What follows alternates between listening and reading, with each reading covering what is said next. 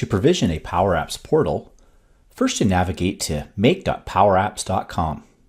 On the left-hand side, click on the Create button. Here you have a couple options. You can create a portal from blank, which will create a blank Power Apps portal. Or, if you have the Dynamics 365 first-party apps installed, you can install from a set of existing portal templates, such as Community, Customer Self-Service, Partner, and the Employee Self-Service portals. Let's just create a portal from blank. We will need to give the portal a name. This can be anything you want. We're going to need to give the portal a unique URL. Once it's found a unique name, you'll see a little check mark. Pick the language, and then click on Create. The process will run from approximately 20 to 40 minutes. You will see your portal app.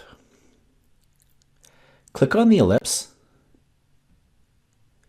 and choose Browse. Eventually, your custom portal will come up. Now, if you've provisioned this using Dynamics with the Dynamics 365 apps pre-installed, you're going to see this particular portal. If you provisioned a portal on a CDS environment that does not have Dynamics 365, you're going to see a slightly different homepage. This is perfectly okay. Your portal's now been provisioned, and you can begin to configure it to suit your own specific requirements.